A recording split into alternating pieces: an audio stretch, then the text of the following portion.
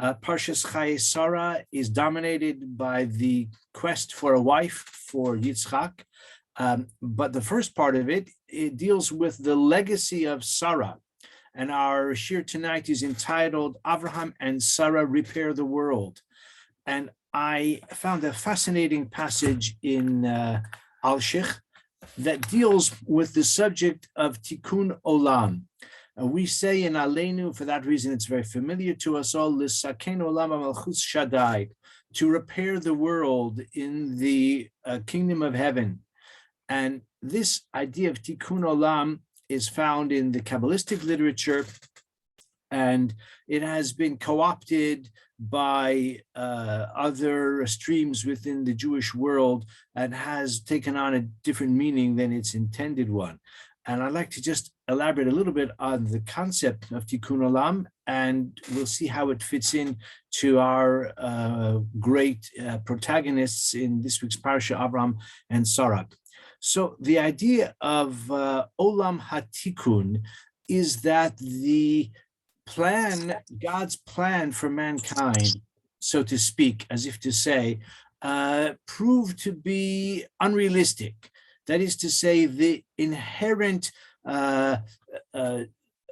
challenge, the inherent tension in the human condition between the spiritual and the material, between the Yetzer Tov and Yetzer Hara, the challenge of leading one's life in accordance with moral and ethical principles, and the circumstance of the human condition in the physical form, that proved to be a challenge that was overwhelming for the human race. So Adam and Eve already quickly set the stage for the downfall of man. And so the Mishnah mentions in Mishnah Pirkei Avos 10 generations from Adam until Noach, and the generations descended and descended until it was necessary to destroy the world in its entirety, other than Noach and his immediate family. Another 10 generations took us from Noach until Avraham. And again, it was all downhill. We have the generation of the dispersal, where the people sought to build a tower to reach heaven, and different opinions in Medrash as to what was their purpose. But it is evident that they evoked divine disfavor, and their plan was disrupted and abandoned, and idolatry ruled the world, as is clear from anyone who visits any of hundreds of museums around the world of antiquity. Paganism, polytheism, frequently of a very crass and cruel form, was de rigueur in antiquity. The first one to begin the process of Olam HaTikkun, repairing, rectifying the world, was Avraham Avinu. This idea that I'm just summarizing now is found in the Kabbalistic literature, it's found in the writings of the Ari, also others, and it's found in the Zohar, but it's been developed over time, and it's one of the principles of the Kabbalistic worldview, Olam HaTikkun. And the personalities of Avraham, Yitzchak, and Yaakov began the process of repairing the world, by which we mean that having discovered, so to speak, that mankind collectively is unable to rise above the lure of physicality and self-centeredness and pursuit of self-gratification and egocentrism, which is part of the human condition, Hashem decided, or Hashem chose, or Avraham chose, God, that it's going to be necessary to build a new family, building on the foundations of Avraham, Yitzchak, and Yaakov, and the Jewish people, to the extent that they are truthful and they are faithful followers of Avraham, Yitzchak, and Yaakov, they will begin, the Jewish people have the capacity to bring the world back to its state of intended, I was going to say perfection, maybe perfection is not quite the right word, but the balance, the equilibrium. And of course, this is an ongoing process. There may be ways in which progress has been made, I would suggest, but this is the idea of Olam HaTikkun.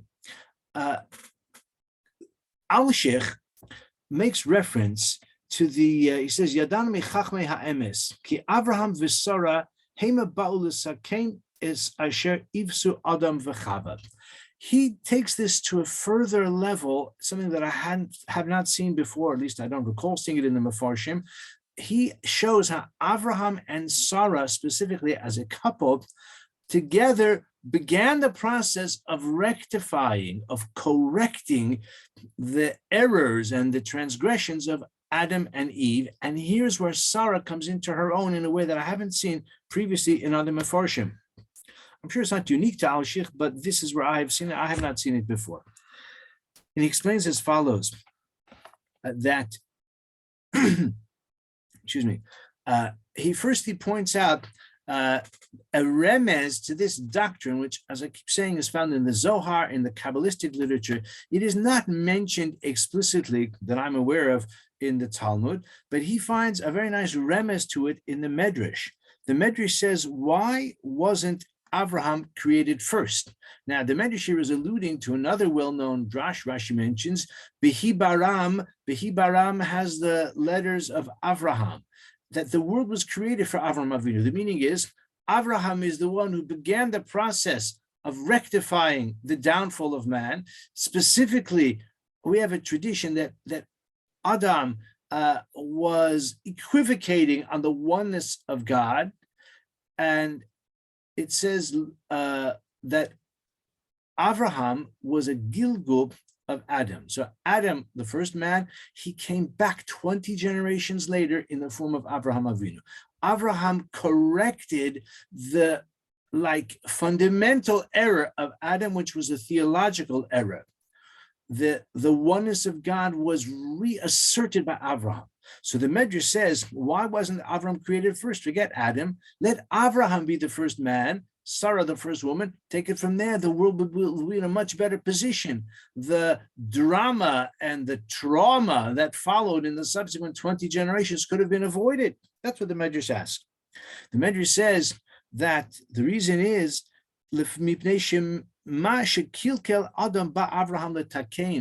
which Adam corrupted, Avraham came to correct, to rectify, to repair. If Avraham had been first, then there's nobody to repair after him. You could say, well, if Avraham would be the first, then he wouldn't have made the egregious error of Adam. I'm not so sure. Perhaps in those circumstances, even Avraham would have been tempted. We cannot say. But Alshikh simply observes that from this Medrash we see that Avraham's role in the drama of human history is to rectify the error of Adam. I saw this in Rabbeinu Bechaya as well many years ago, that Adam katzatz, Avraham yicheid. Avraham established the oneness of God. And therefore, Avraham, in a way, is the father of all monotheists. Av hamon goyim nesaticha. Avraham is the father of all monotheistic faiths, and that assertion is acknowledged, by the way, by the other daughter religions of Judaism, in the form so-called daughter religions. I'm not sure we're eager to take credit for them, but of Islam and Christianity. And of course, this is the basis for the idea of the Abrahamic faiths. So we do find such an idea that Avraham is the father, the progenitor of all monotheists. And I would say again that the legacy of Avraham Avinu continues even in our times, and I'm sure beyond as well. What Alshikh adds, though, which to me is a fascinating novelty, is he shows how he elaborates on this idea of how Avraham and Sara corrected the chait of Adam and Chava. He says that Adam and Eve brought death to the world. Avraham and Sara brought life to the world. Adam and Eve garmu klala, they brought about the curse, as it says that the earth will be cursed because of you. And Avraham and Sara, v'nivruchu b'cha kol mishpachos Adam, through you will be blessed all of the nations of the world. Adam was responsible for banishing the Shekhinah to the highest heavens, and Avraham and Sara brought it down. In other words, they introduced the generation to the idea of the accessibility of God, the oneness of God. Elu kilkelu hanefesh, Adam and Eve like corrupted or damaged the soul. Ve'elu asu hanefesh, and Avraham and Sarah, they made the soul, like it says, hanefesh asher asu b'charan, the souls that they brought near to the service of God in Haran. Elu achlu v'hechilu, the Adam and Eve, they ate and they gave one another to eat. Chava ate, she gave to Adam and he ate, and I think according to the Medrash they gave to the animals as well, but maybe that's not included here, I'm not quite sure. Ve'elu ha'echilu, and Avraham and Sarah, excuse me, they gave food to others and they brought life to the world, because through their chesed, through giving food and lodging and beverage, hospitality, niskayim, through the chesed, niskayim ha'olam, because the world stands on three pillars, and Avraham and Sarah represent the pillar of chesed, so they sustain the world through their chesed. So whereas Adam and Eve ate and brought death to the world, Avraham and Sarah provided food and they brought life to the world. And then he says something about Sarah specifically. Chava, according to the Midrashic tradition, it's quite well known. It's hinted to in the Torah. It's not quite explicit in the Torah, but the rabbis understand that this serpent desired Chava, and that's why he approached her, and that's why he wanted Chava to give the fruit to Adam, and Adam would die, and he would have Chava for himself. And this is the symbolism of the serpent. I don't think I need to elaborate further on that. We have the tradition mentioned in the Gemara that the serpent actually accosted her and assaulted her in a sexual way. And as a result, that expression, hitil bazuama, so that represents symbolically, by the way, it's not necessarily something that is literal, but it symbolizes the mortality of man, that the ultimate Yetzer Hara, the internalization of the Yetzer Hara became part of Chava and transmitted to future generations, and that set the stage for the mortality of the human race as well. And this is all the malevolent work of the Nachash, of the serpent. So says Alshikh, Sara was taken twice, once by Paro, once by Avimelech, and she was protected. Her own, let's say, merit and her own, I'm sure, refusal to submit to the advances of Paro and Avimelech, but I would say more it was the merit that Hashem prevented her from being defiled. This is the counterpart. This is the sort of corrective of what happened to Chava. So that is why he says this. That's why Hashem brought it about that Sara, who is so righteous, who is so refined, who is so beautiful as well, that's why she was taken into the chamber of these despots. And no doubt that was very stressful for her, very traumatic. But it was but it was to rectify, to be the sort of to counteract the corruption of Chava. Because of what Chava did, Sara has come to correct that. And then he adds that Rivka had to do the same in the next generation. We'll learn in next week's Parasha that Rivka also was accosted by Avimelech, probably the next generation, a subsequent generation of Avimelech. Excuse me. And because he says Adain lo nigmara hatikun, because the rectification was not yet completed through Sarah, but it needed Rivka's sort of experience to further that as well. And then he adds on generally that the patriarchs, Avraham, Yitzhak, and Yaakov, all shared an element of the soul of Adam.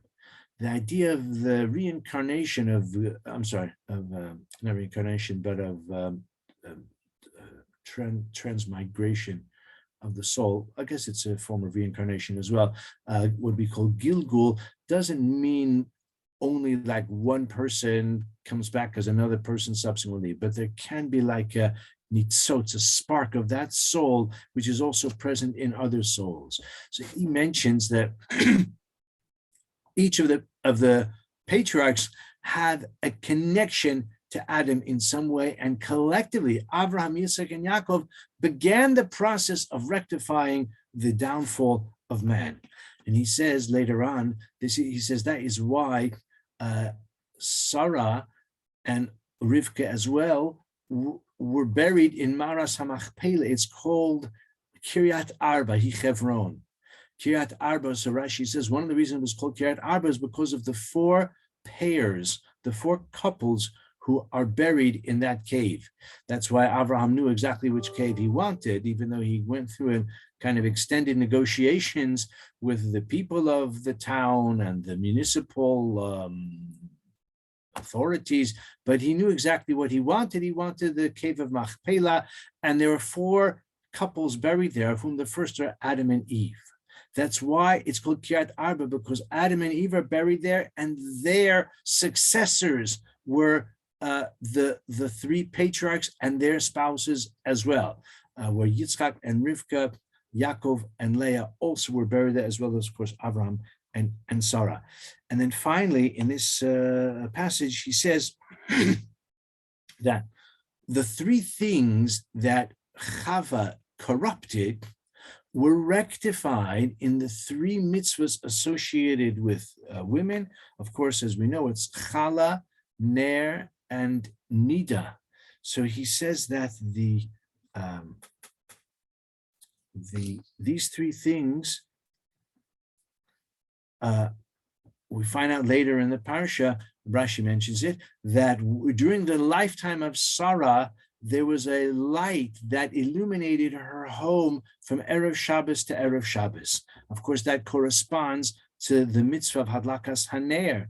So Sarah excelled, or introduced maybe, or was associated with that mitzvah of Ner Daluk. Also, bracha matzuya be'isa, that the dough was blessed, a bit like Rebbetzin Ruthi Zechala, unerring, and it was such exceptional bread, or maybe it rose every time, never collapsed, never disappointed. This, of course, corresponds to Chala, the mitzvah of Chala. And then Anan Kashur, there was a cloud symbolizing the divine presence that was corresponding to the mitzvah of Nida, because Nida is associated with Tahara, that the use of the purification rhythm, that rhythm of purification brings Balidei Tahara, Balidei Ruach HaKodesh, so the presence of the divine manifestation on her tent. And those left when Sarah died, they were restored when Rivka entered the tent, as Rashi says towards the end of the Parasha, that Yitzchak realized that Rivka was the successor to his own mother. Sara says, Alshikh, that these are the three that correspond to the different ways in which Chava sinned. So just to summarize what we've seen so far, is that this idea of Olam HaTikun, the world of rectification, the process of correcting, repairing the world, has its beginnings in the lives of Avraham, Yitzchak, and Yaakov, and we see how in the life of Sarah, of the two of them together, and also particularly for Sarah, even the fact that she was abducted on those occasions corresponds to and counteracts the downfall of Chava and her unhappy encounter with the Nachash. And Sarah's experience was, of course, the counterpart to that, representing like the foundation of the possibility of rectifying that aspect of human interaction with regard to the chastity demonstrated by by Sara. So this is the Avraham and Sara repair the world. I'd like to now turn later in the Parasha to a different subject entirely, and I want to look together at chapter 24, verses, I think, 49 and 50. If you're with me in the Stone Chumash, it's on page 116.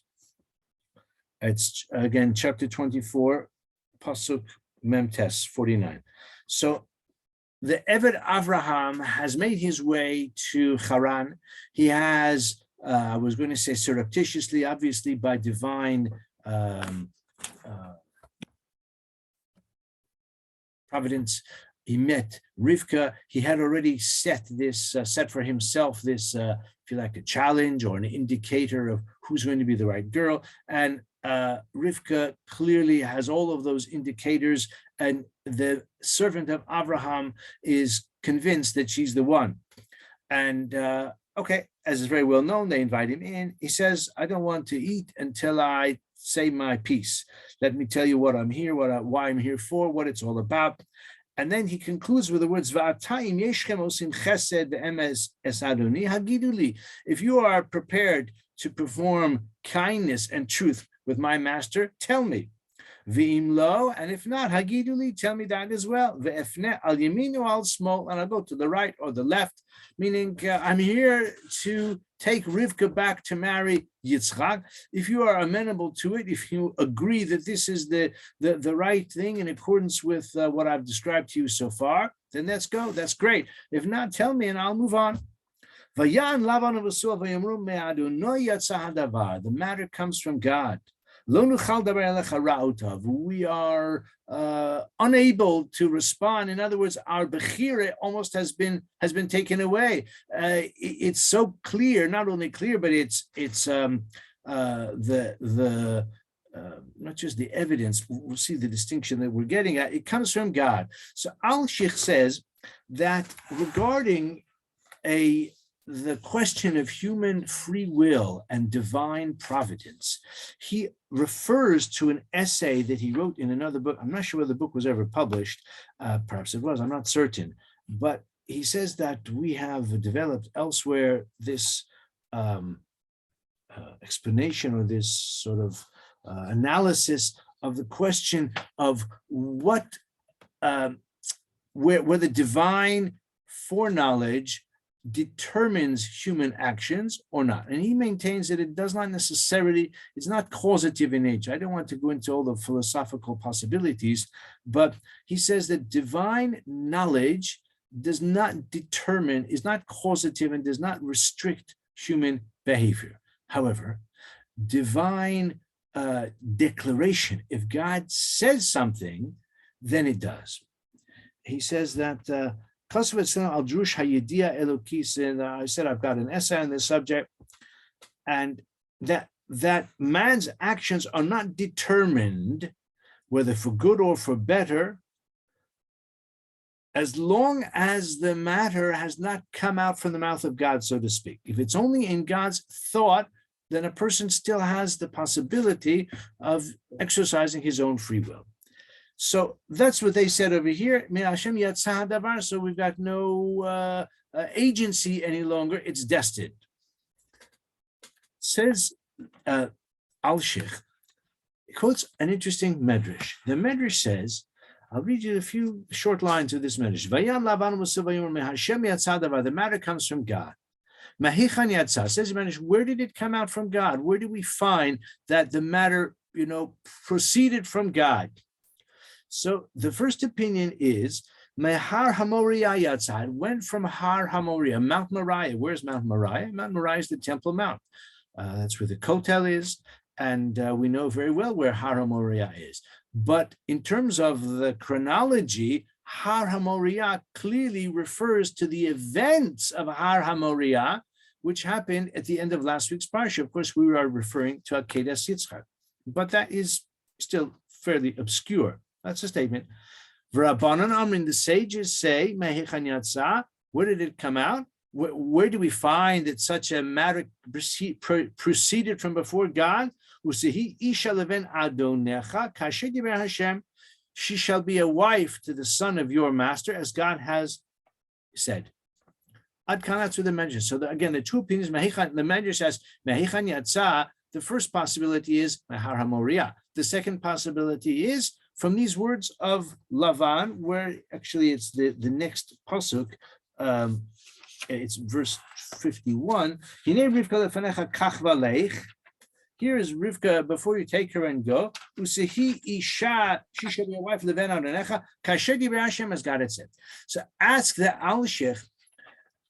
The truth is, this second pasuk is not quite explicit that it came from God. It just says, as God had said, but it's not nearly as explicit as the first pasuk, which says, Me Hashem Yatsa Hadavar. So when the Medrash asks, from where did it come? Meaning, where do we find that this statement emerged from God? So it's right there in the pasuk. What is the meaning of, where did it come from? I mean, it seems to be explicit. And of course, in the context of the story, the fact that the divine providence demonstrates that it was all in accordance with God's intent, that Eliezer should meet Rivka and she should conform to all of his aspirations in terms of a suitable spouse, a suitable bride for Yitzchak, and all of that. So what is the Medrash on about? So I want to share with you, he has more than one approach, but the one that I want to share with you tonight is as follows.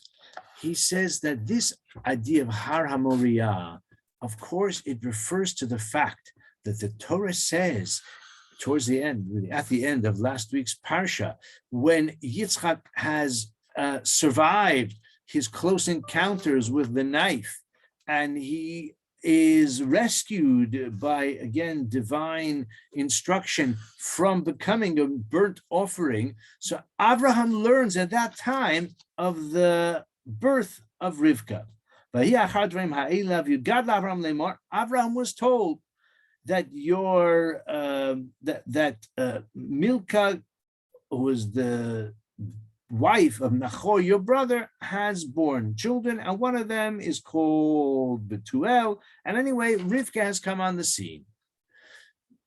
This is the meaning of Har HaMoriah, the way it's simply understood. So it was like predestined already in Har HaMoriah, says the Alshikh, and this is the idea that I found fascinating. I want to share it with you. There's a well-known statement in the Talmud that getting people together in marriage is very difficult, as difficult as splitting the sea. And nevertheless, there is a contrasting, which the Gemara asks, there's a contrasting statement in the Talmud that 40 days before the formation of the embryo, which is a euphemism for the time of conception, there is a heavenly voice which proclaims this one is destined to marry this one. Vas ploni leploni. So the Gemara says, well, what about the statement that it's so difficult to get them together? And here the statement that it's all predestined sounds as if it's almost just the pieces fall into place naturally and inevitably. So the Gemara says in a somewhat cryptic statement or answer, kan bezivig rishon, kan bezivig sheni. One instance is the first shidduch, the first pairing. And the second one, the second situation where it's more difficult and even very challenging indeed refers to Zivug Sheni. It's not clear if it means a person who marries once and then marries subsequently. Says Alshikh as follows. He says the meaning is this.